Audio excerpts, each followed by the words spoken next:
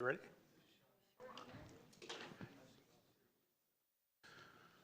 All right. Would like to welcome everybody to Henderson Speaks. Tonight's episode, I guess we can call it an episode, our talk tonight is going to be on the 75th anniversary of the Henderson District Public Library System. That's kind of a nice anniversary. I think this is something it's kind of nice when the director of the library system has that big a grin on her face. That's when you know that it's going well. We have 4 speakers tonight. I will introduce each one in order. The order you don't know, but only I do. I have the secret knowledge of the order that they'll be introduced in. And I'll give you a brief bio of each one as I introduce them. But before I do that, I do want to remind everyone that if you haven't gotten a Henderson license plate yet, those are still available. Danelle, did you want to say anything about the license plates? Oh, you said it. Okay, do we have some information on the front about those? We have pictures of them. We've got, we can tell you how to get them. Absolutely good information. Okay, and I will guess that there are at least a few cars out in the parking lot that have Henderson license plates on them. I know my vehicle does, so take a look at them. It's a very nice license plate. If you haven't gotten one yet, be sure to get one, because we want to make sure and get enough of those license plates sold so that we can keep the license plates going. And we need to sell how many? 3,000 in 2 years?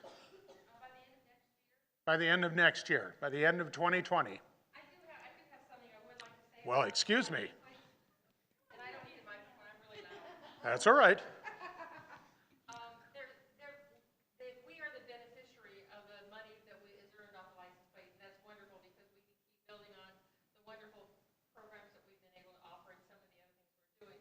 But it's the City of Henderson's license plate. It is the City of Henderson. Boulder City has one, the City of Las Vegas have one. We just happen to be the sponsor. And I wish everyone would remember this. And people who have a lot of pride in living and growing up and benefiting from living in Henderson ought to have that on their car. And I just want to make sure that people understand that. We're just the sponsor. It is the city. The city had a lot of input, as well as the Henderson Chamber of Commerce, in developing that license plate. And it really turned out well, and we're very proud of it. Thank you. All right.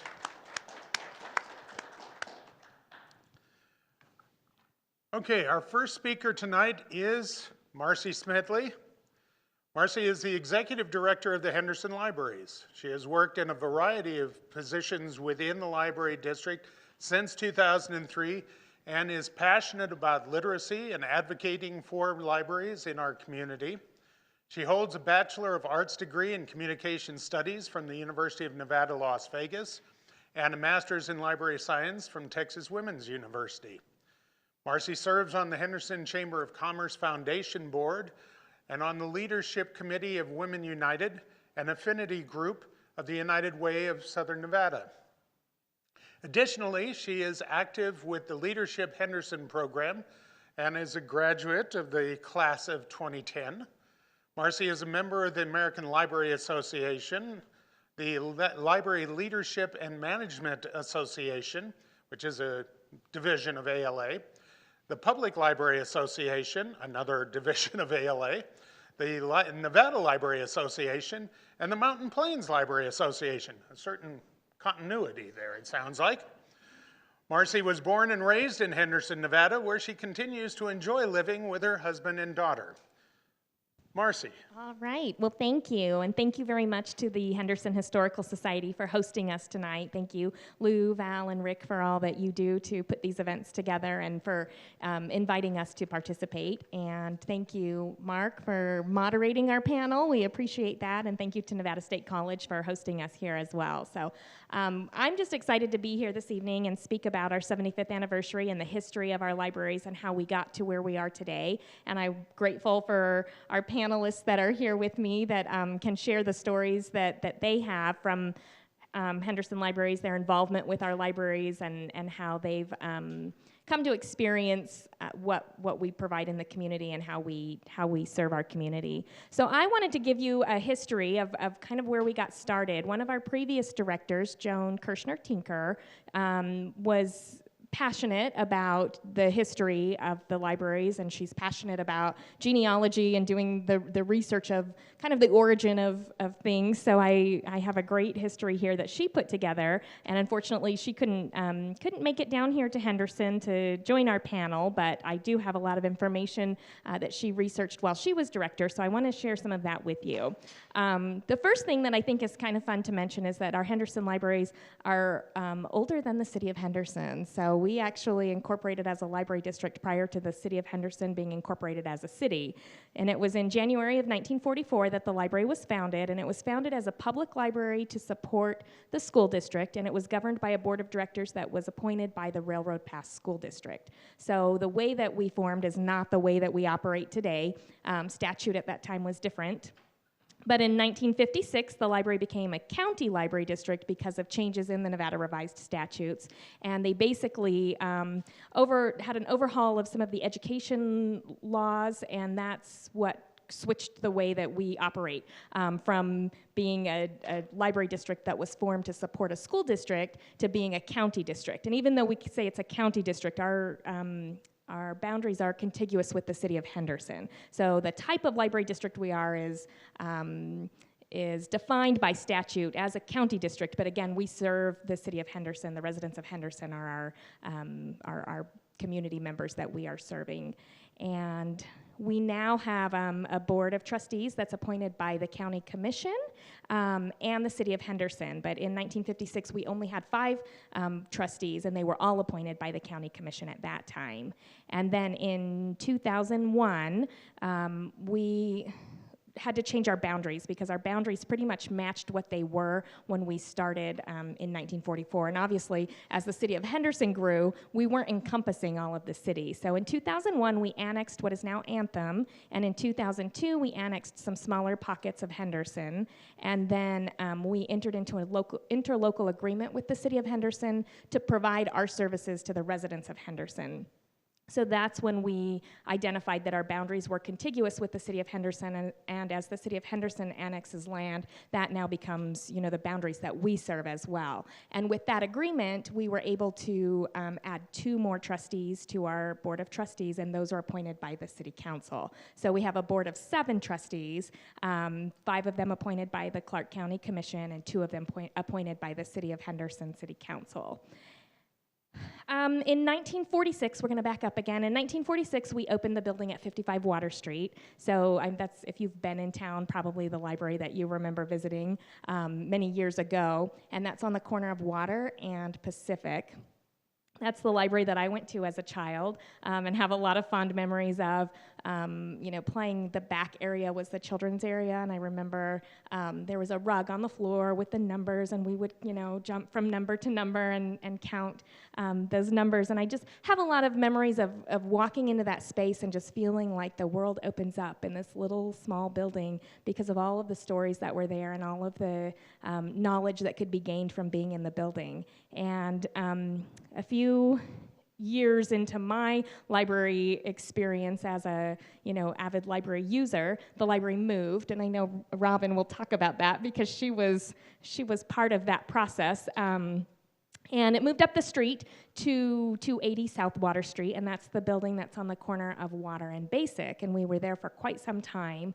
And that was in 1988 that move happened. So that was, it was a big move for the libraries because we did have just that one small building, and then we were able to open up a facility that was so much larger and that had, at that time, newer technology and great architecture for the time, and really provided a better service to our community. Also in 1988, we opened the Pittman Library, which was a small facility right off of Mosier Drive, and we had, for a while later in the time that the Pittman Library was open. It shared a facility with a Boys and Girls Club and was very heavily used by children in that area. We did close that in March of 2009. And then in September of 1995, the Malcolm Library opened originally on Pecos Road, and the reason that it was there was to create a library presence in that community in preparation for the Paseo Verde Library, which was being planned to be built, and we wanted to have that presence in the community, get people library services on that side of town. So that building opened, the planning and everything went into effect, and the Paseo Verde Library opened in 2002. Originally, the plan was to close that Malcolm Library when the Paseo Verde Library opened, but everybody loved it. It was their little community library, and so that building actually, that library stayed there for quite some time, and then moved in 2005 to its own building on Sunridge Heights Parkway. When it was on Pecos, it was part of a shopping mall storefront. Yes, thank you. So it was a very small facility, and then that moved to its own facility on Sunridge Heights, and then it closed in November of 2012 when we were in the midst of the economic downturn. And our Paseo Verde Library, like I said, opened in 2002, and it obviously is still going strong. It's where all of our administrative offices, our district-wide services like information technology and acquisitions are all housed out of that facility as well. In May of 2009, the Green Valley Library switched over, reopened as a Henderson Library. It was originally part of the Las Vegas Clark County Library District, and when we made our boundaries contiguous with the city of Henderson boundaries, we entered into an agreement with the Las Vegas Clark County Library District at that time for that building. And that was a process. They were collecting taxes from that neighborhood to support that library. So we had to find a way that, some of that revenue could come to Henderson Library so that we could start developing a collection and getting ready to open that building. And then when it changed over, we had a lot of renovations that we did. They took all of their books and materials out, so we had to have a whole new collection going in and all of the new staff going in. So that was an interesting time in the libraries because it was another full-service building. We pretty much went, like from the staff that we had, we added about half of that again to the library district. So it was a big change for us. And in 2010, we moved our Gibson Library, which at that time was on Gibson and Water, had moved up the street to the location that it's at now, which is in the Target Shopping Center on Lake Mead and Water. And that really provided a lot of better access to people. While it wasn't right in the midst of downtown, we have much better parking. We find that people, can come in and enjoy the services out of that building a lot more easily without having to fight for a space to park or have to kind of traverse the downtown area to get there. So that's been a great move as well. And again, when you're able to move into a new building, you're able to take advantage of newer technology and offer the services that people come to expect from the libraries. And in 2009, 2010 was a busy time frame for us. In 2010, we also opened our small Heritage Park library facility in the Heritage Park Senior Facility. So that was through an agreement with the city of Henderson. So they have the senior center, and we operate a small library out of that facility, and we have staff there twice a week to take care of things that volunteers cannot take care of, and the rest of the time it's staffed completely by volunteers through the city of Henderson. So that's been a great partnership and a way that allows us to offer extended services without the impact that operating a building and a facility on our own has. And I think that's pretty much the history that I was leading up to. We did undergo a rebranding in 2016. So we used to really identify as Henderson District Public Libraries, and in an effort to be a little more accessible, we now identify as Henderson Libraries. Our official name is still Henderson District Public Libraries, but our new logo is the H, which you see some of our panelists are wearing their H, so that's our logo, and we go by just the name Henderson Libraries now. So that's been well received by the community as well. So I think that's a lot of the official history. I think everyone else has some really fun stories to share. So I'll leave off there and can answer any questions about any of the historical kind of bits of it as we go forward. All righty then. I will ask that we hold the questions until we have each of our speakers do their initial talks, and then we'll open it up for questions at the end. So hold on to your questions. Don't worry, we'll get to them. I know that you've got burning questions. Don't worry about that. There's nothing more exciting than library questions. We know this. Am I wrong?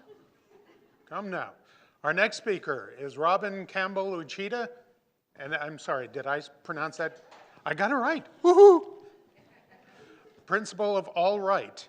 And she has over 20 years experience working in corporate public relations, community and government relations, fundraising, writing and editing, and marketing and communications.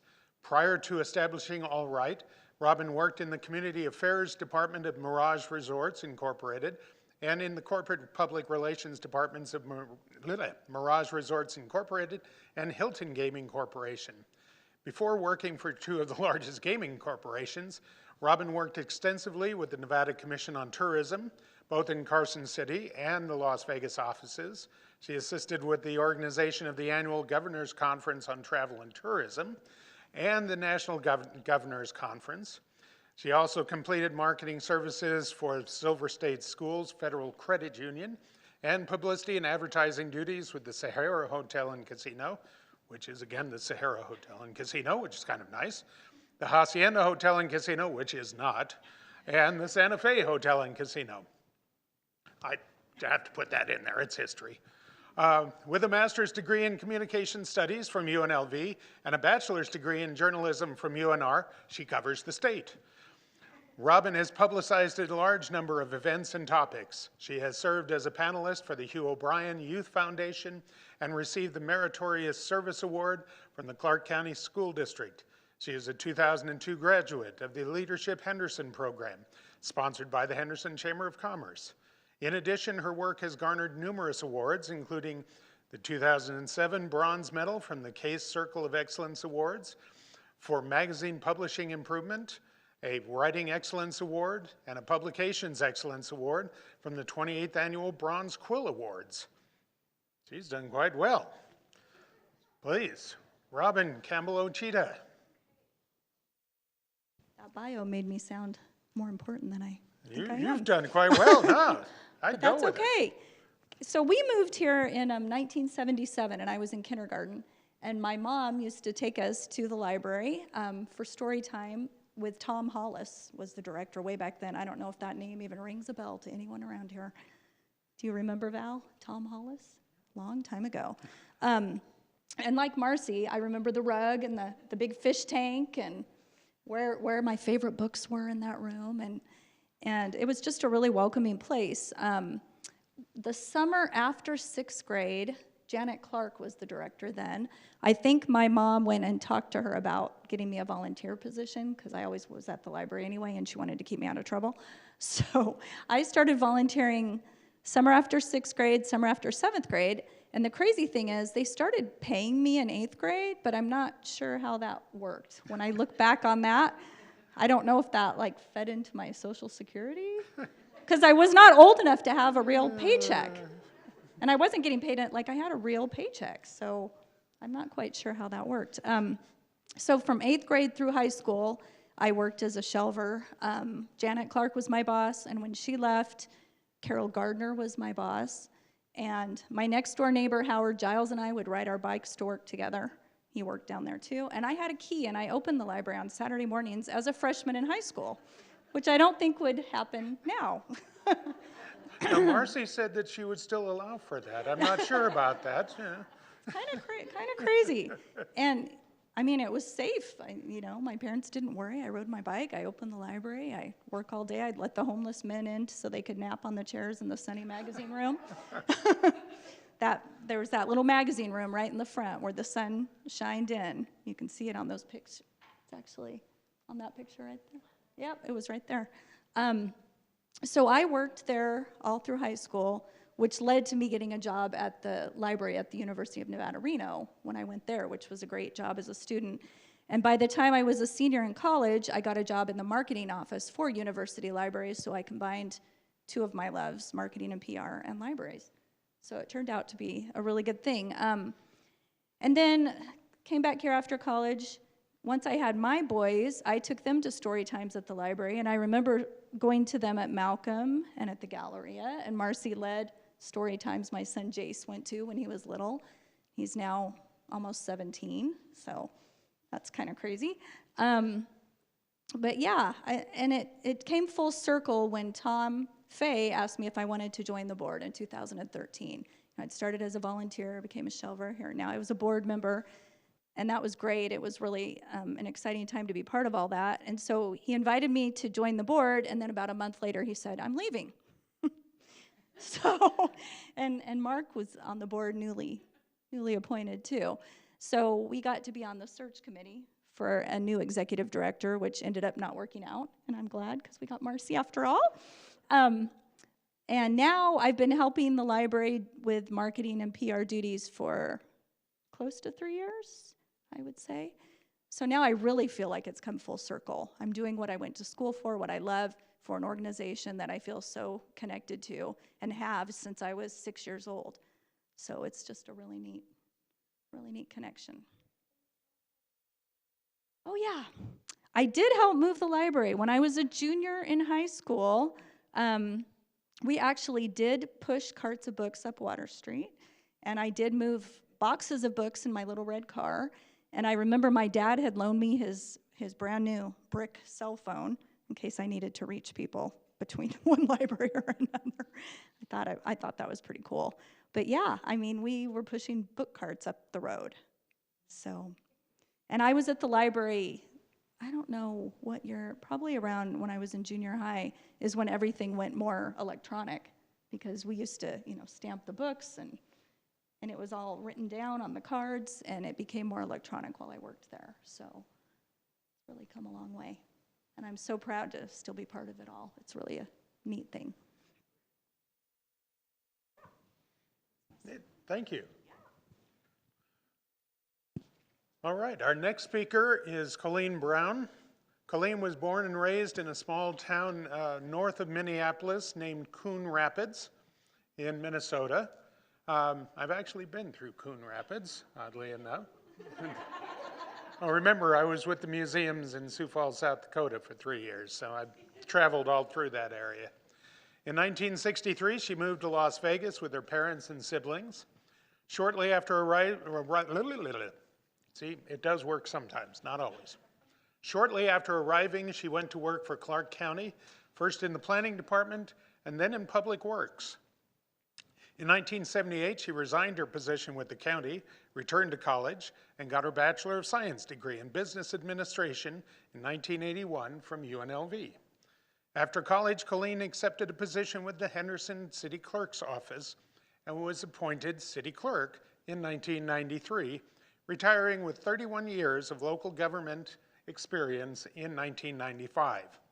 In retirement, Colleen has volunteered with many organizations, such as the Retired Public Employees of Nevada, the Clark County Museum, and the Henderson District Public Employees Board of Trustees, serving for 12 years, 8 as its chairman. Colleen Brown.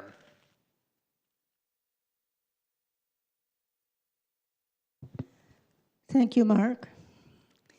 And thank you, everyone, for being here. It's a pleasure and a privilege to be here.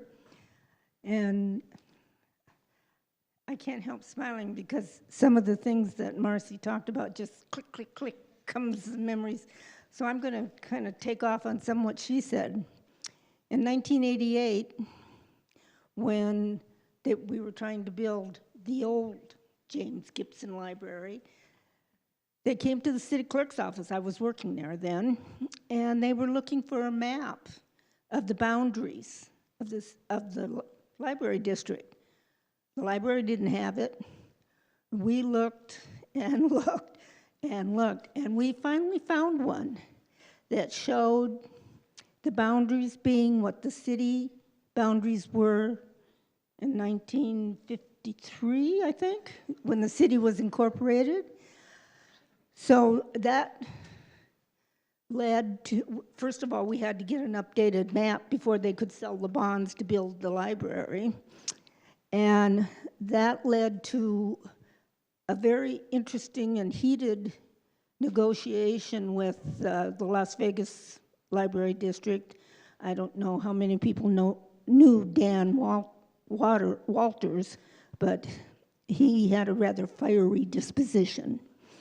And he was not happy with what we were trying to do, which was to take over the Green Valley Library, which everybody thought it was a Henderson Library anyway. And I was told that the reason it wasn't is when they were building Green Valley and they agreed to build the library, and they tried to give it to the Henderson Library District, but there was no way they could afford to staff it or equip it, so it went to the Las Vegas Library District. So we were now trying to get it back, and there were little pockets all through the Henderson boundaries that belonged to the Las Vegas Library District, and there were some of ours in their district, so we negotiated until we finally reached an agreement, and the boundaries, like Marcy said, then became, after a legislative session, the contiguous with the city boundaries. So when the city annexes a piece of property, it's part of the Henderson Library District, and that has solved a lot of problems on that score. And the Green Valley Library became part of Henderson. And in the 12 years that I served on that board, and the 8 years I chaired it, there were a couple of things that really stand out in my mind, and one of them is the period of the Great Recession. It was the board, we were very, I don't know how to describe it, but we were all on the same page all the time. There was no bickering or anything. Everybody just wanted to be there to do the best for the library, for the citizens of Henderson. And during that time of the Great Recession, it was very, very difficult decisions that we had to make. And, you know, we had to cut service hours. And that was a very painful thing to do. We had a lot of feedback from that, and not much of it was positive. And also, there were no pay raises for the staff. We had to furlough some of them. And to their credit, I have to say that we lost very few people. Very few left. We heard very few complaints. They were all, and they worked just as hard as they ever did. In my 31 years of working in public service, I have to say I have never associated with a group as fine as those employees and the ones we have today.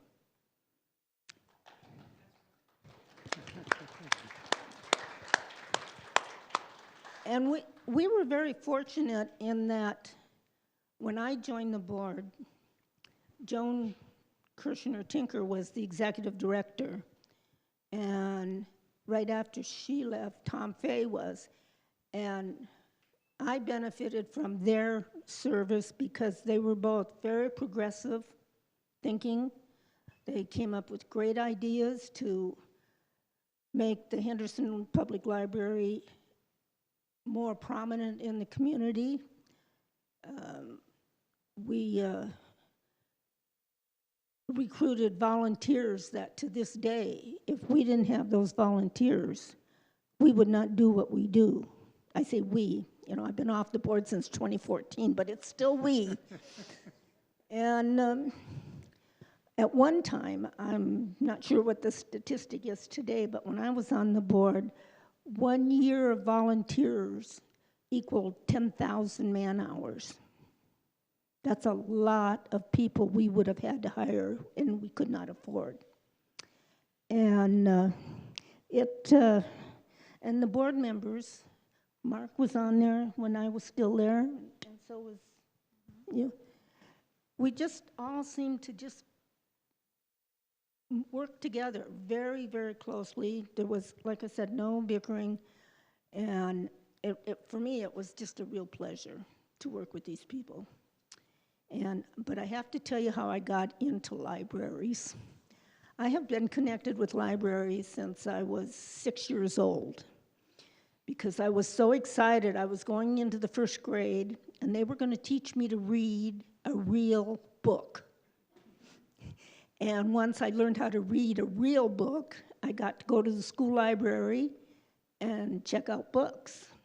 And then when I got into junior high, I worked for the library club in the library. I did the same thing when I was in senior high. I have always loved libraries. I've always loved to read. And when City Clerk Monica Simmons called me and said that there was a vacancy on the library board, was I interested? I almost jumped through the phone. I said, sure. And I was very fortunate to have the support of the city council, and they reappointed me until I had served 12 years. And then I thought it was time for somebody else to take over. But that's about all. You know, it was great 12 years. There were some really good times, and there were some really bad times. I'll tell you, during the recession, it was really, really tough. We did our best to try to find ways to reward the employees for their devotion, which it was nothing short of devotion. And the money wasn't there. There was just no money. I don't think people realized how bad the recession affected the library. They thought about the city and the state and the country, but the library took a huge, huge hit just from the get-go, and it takes a long time to make that back up. But that's another story for Mark. Thank you.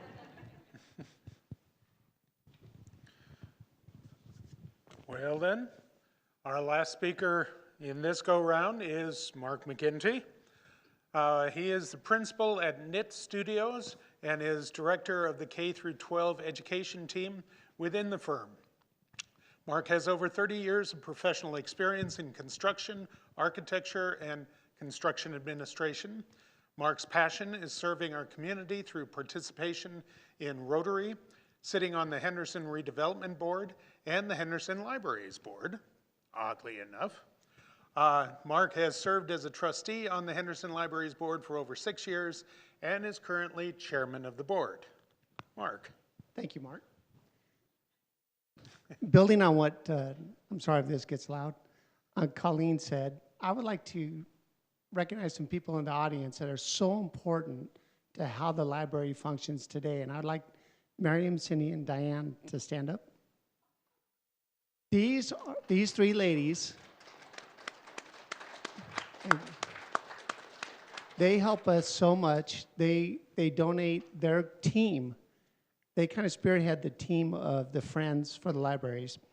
And as Colleen said, it's thousands of hours a year that they put in, their team puts in. They also run the book sales. They volunteer the book sales, and they also rebuild books. So their team also works at each one of the units and rebuilds the books, cleans them, and keeps them in good working order.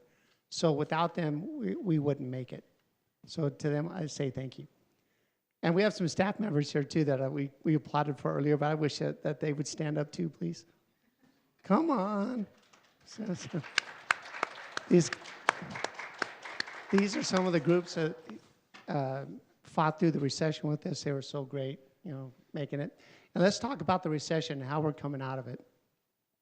It looks today, everything is moving along fairly well with everybody, but the library is still reeling a little bit, and I'm here to report that we've gotten the salaries back up to square one, so they're set there. On January 1st, we're going to open them up back to our historic hours for each unit. So for those of you that pull up to Paseo Verde and find out that it's closed on Mondays, Green Valley and Gibson. those 2 units are closed, and they're opening on Mondays now, and that'll help out everybody in that area of our community. So that is a great item, and it's back to taxes rolling up. I too have a little story on libraries and why I'm involved. When I was a kid, this library right here was a prison cell. I'm a severe dyslexic, and I read everything frontwards and backwards and read very slow, and I practice every day reading. And when you're a kid, this is where they bring you to help you get through reading issues. So, up until, I didn't find the love for libraries until I was a freshman or sophomore in high school and started to enjoy reading. And although I'm the slowest reader. And to this day, when I speak in public, I can't read and speak in public at the same time because the words start to really revert back to backwards. So it's just a thing. You have to get through it. And I did okay, I guess. But I'm the board member of the future, I guess, that's my role here tonight. And let's talk a little bit about where we're going. You've heard about where we've been for 75 years, and we're blessed to work with very talented board members and very talented staff members. And where we're going with, where I'm leading up to here, Marcy, when she got on board and became the director, she embarked on what I would call a strategic plan update. And most people would call it a strategic plan update, but she took it to a level that most corporations don't even achieve. And that was a lot of help, that she had a lot of help from her executive team and all the unit directors and many of the employees below them. And when they stepped up to that, I was so proud of them. I tell you, I am proud of you guys. But they did such a great job at this strategic plan. It's really a business plan, and it's far-reaching, long-reaching. And they've set up several goals that Marcy can talk about for 3 hours if you give her a chance. So we won't go there tonight.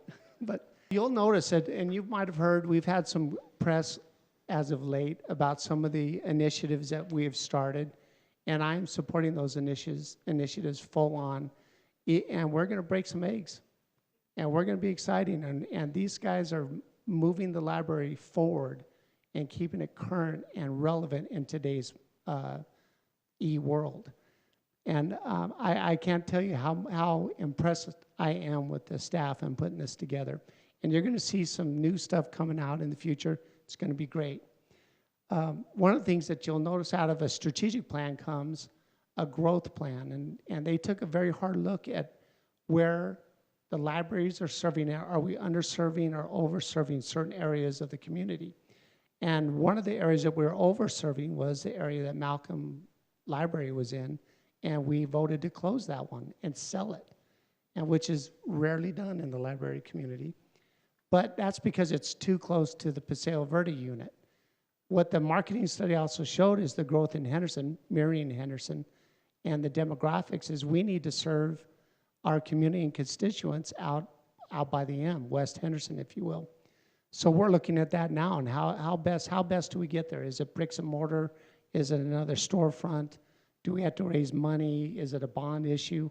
All of those questions that were answered in the strategic plan, and now we're affecting that now, and you will see shortly, maybe next year or the next election, a bond issue that comes out to help support the libraries. Right now, we are the lowest library lowest fee for libraries in Southern Nevada. Boulder City's hiring us. Clark County and Las Vegas are hiring us. North Las Vegas is hiring us. And that is measured in cents per $100 of assessed value. And what do we know? Yeah, we're 6 cents of $100 of assessed value. Libraries today, there's a question about why are libraries relevant? Well, we're here to tell you that it's not just about the books, and books are very important to all of us. And it's not just about e-books, and we serve, and you can come in and rent an e-book or stories online or learn to play a guitar or any one of the special things that we offer in the library. So it's more than just come in and please read or check out books. It's come into a community center if you're looking for a job and you're going back into the workforce, or you're a new person trying to get into the workforce, you can come in, and Workforce Connections is in there now. And that's another huge program that has teamed up with us under Marcy's leadership, brought them in, and now we're helping people who could not make it to the Workforce Connection in, I think it was downtown Las Vegas. Oh, West Charleston, the way. But anyway, that's right now. That our unit now is at the Green Valley branch and Gibson.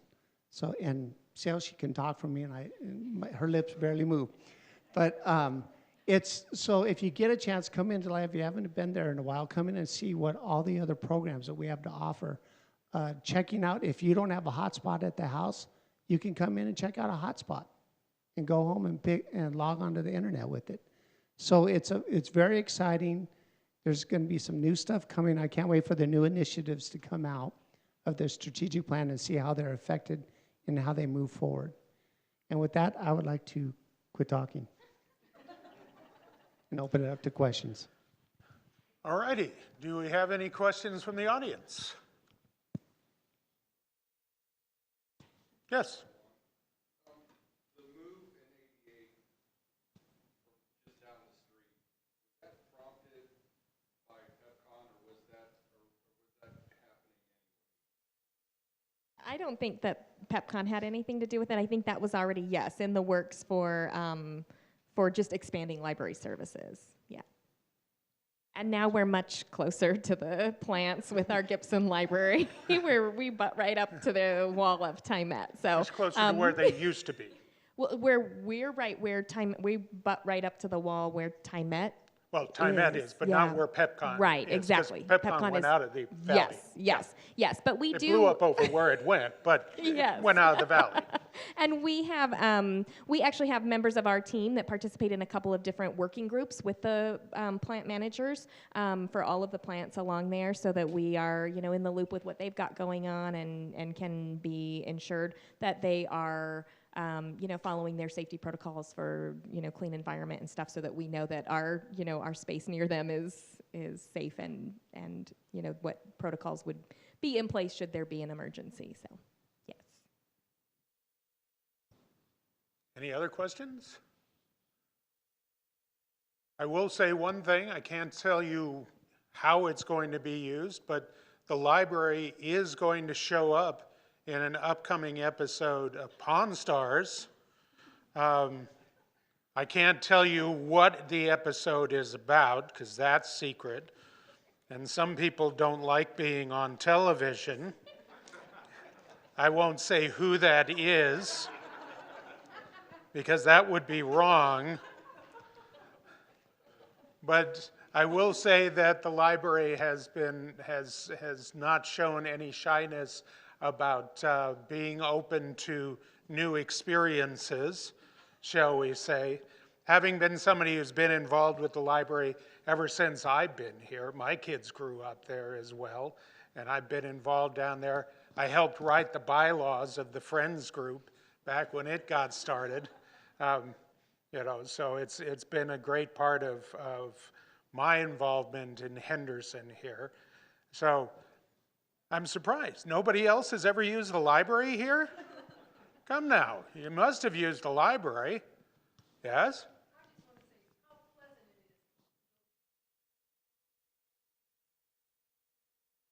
Yeah, my wife goes down there and grades papers for her classes at UNLV. She sits down there and just looks out the glass wall and all of that. She has a great time. It's a great place to sit, And Can I just echo Mark's comments too? Our team really is great, and it is their desire to provide the best level of customer service to our community that makes that experience at the library such a good one. So huge thank you to our team. We had, well, we did our strategic planning process. We did a lot of community assessment, and we really reached out to the community to learn more about what we can, do better and the services that we can provide. And one of the things that came back on the phone survey that we did, so we had to survey at least 400 people via telephone for it to be a statistically valid survey, and we came back at a 99% customer service satisfaction rating. And the consultant that we were working with said that is unheard of. He's worked with libraries across the nation, and he said that usually hovers somewhere between 75 to 80%. So that's a great testament to just the heart that our team gives to every person that walks through the door, every interaction they have on the phone or online, any way that we can reach people in our community. We really have a team who's committed to just going above and beyond and offering that level of service. So thank you for that compliment. Our team really, puts their heart into what they do, and so we appreciate when people recognize that for their visits to the library. So thank you. And isn't there, oh, sorry, yeah. I was raised in Harbor Park about 1946.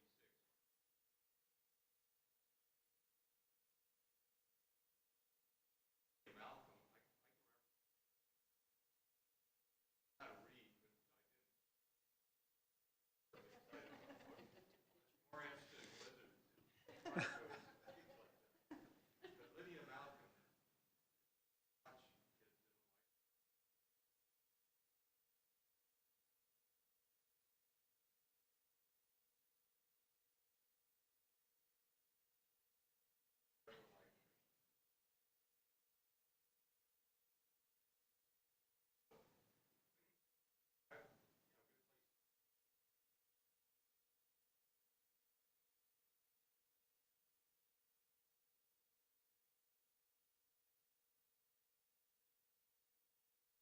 Member of the Historical Society, I have to say, what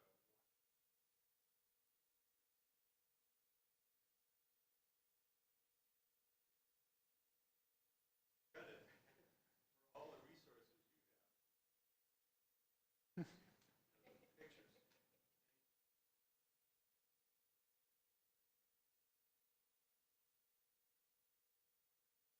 And we hold our meetings there.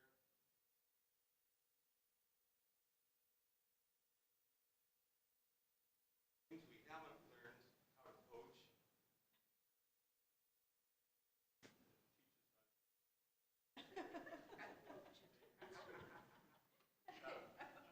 One of the resources that I love is the ice. I like to go back and find out who was invited to birthday parties that you didn't get invited to. It's all there. Our digital collections are really something that we're very proud of as well. There are not a lot of public libraries that focus on the digital collections like we do. That tends to kind of be more in an academic realm. So Dana Friesen is our digital projects librarian, and she, kind of keeps us our collections curated and organized and updated. The photos that are displayed here are actually from our digital collections, and there's a lot of fun things to peruse. I would imagine a lot of the people here have an interest in the history of Henderson, being at the Henderson Historical Society presentation here. So yes, definitely go online and look at those digital collections, because there is a lot of fun to be found in those collections. So thank you for reminding us about them. Darla.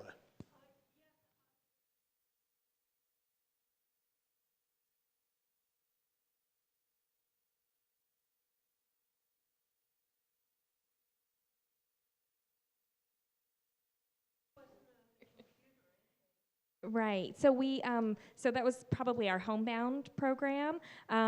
Years ago, Vicki Rudolph was the person who organized and coordinated that, and she was our circulation manager at our Gibson Library. She actually, so I was a shelver at the Gibson Library when I was in high school as well, so she was my boss at that time. And she has a passion for, meeting people where they are, serving them however she can, and so she started the coordination of the Homebound program. It later went to our outreach department, and we lost our outreach department in the recession. That was one of the departments that we cut. The Homebound Program, Candace still oversees with the help of the Heritage Park folks. The Homebound materials go out with the Meals on Wheels now, so any Henderson resident who is receiving the Meals on Wheels gets an application to participate in our Homebound Program, and so that's still something that is administered from the libraries in partnership with the City of Henderson now through their Meals on Wheels program.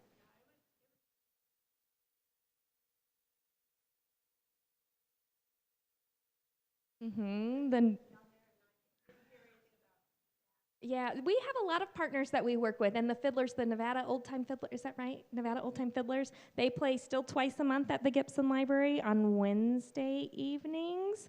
I used to work Wednesday nights when I was when I worked in children's at the Gibson Library, and it was toe tapping fun for sure. It made the evening go by quite fast because you're caught up in their song and excitement. But yes, so they do still play at the Gibson Library twice a month. Oh my goodness, we have a lot of things that go on all the time. So we with the strategic plan have some initiatives that really address our programming. So we have some out-of-school learning initiatives around learning for achievement, learning for leisure, and we have some cultural programming as well. So we do get a lot of music with some of the international festival programming that we do that focuses on a lot of different cultures. Our programs are there's so many. On any given day, there are multiple programs going on, and you can find all that information online on our website. We list our calendar of events. But there are definitely many opportunities to come be part of the community. Like Mark was talking about, it's not just come and check out a book. It's please come and experience life with us and community with one another in our facilities. There's a lot going on all the time. And don't you have a fundraiser or something coming up at the beginning of December? Just a little fundraiser, yeah. It's our Friends of the Library host our Library Tree Lane gala, and it's the first Friday of the month, so it will be December 6th. This is their 16th year. They raise over $40,000 for us at that event, and we really appreciate everything that they do. Tickets are on sale now. You can come on into the library starting Friday between 10 and 2 to get your tickets, or you can go online and get them there. Tickets are $50 a person if you buy them in advance, $60 at the door. There's a wonderful assortment of baskets that you can bid on. There will be a live auction as well. Food and drink aplenty. It really is the holiday event. We compete a little bit. I mean, we do have some competition with the Museum Guild's Christmas event. No, not this year. I'll be talking about that. Okay. Don't worry. But we cool are, this year.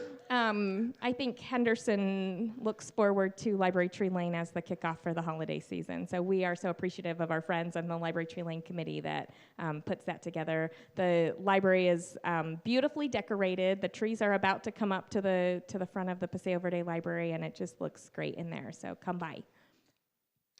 And I do want to say, just to be honest, Colleen and I were honored at that a couple of years ago. I do thank you for that. But this year, our event is the next weekend, the 13th and 14th. If you haven't picked up a slip, it's out in front. Ours is free. It's not $50, but it's not a fundraiser. Go to theirs on the 6th. Ours is the 13th and 14th. Then you can come out and see ours. Okay? Got this? See? $50 to them, free to us. That's how it works. Now, any other questions? Well then, I think this was a lot of fun. You can't go wrong with a library. I mean, we've all grown up with libraries. Some of us like to have them in our homes. I've got 30,000 volumes in my house, but libraries are a lot more than books these days, as Marcy and Mark and everybody else has said. It is amazing what has happened for those of us who grew up in the era when it was all about the books. It's amazing what libraries have become, and they are every bit as important as they were. The Henderson Library has changed over the years, continues to become, just a core part of our community. Let's give them a round of applause, shall we? And let's be happy that they're there. So thank you. Our next Henderson Speaks is going to be, let me take a look, in January 22nd. Slight change, not quite going to be on libraries. This is going to be on drag racing in Henderson. I mean, it's close to libraries. Probably has had some of that happen in the parking lot, but not during open hours. But that's going to be on drag racing in Henderson. There is a list of next year's Henderson Speaks out at the table out in front. Please be sure and pick one up. If you don't know or didn't remember, the 13th and 14th, these slips are out there as well. That's going to be at the County Museum. December 6th is the Library Tree Lane at the Henderson Public Library, at the Paseo Verde Public Library. And the Henderson Libraries, I've got to remember, I'll try to remember the new name, the rebranding there. Thank you all for coming. Good night.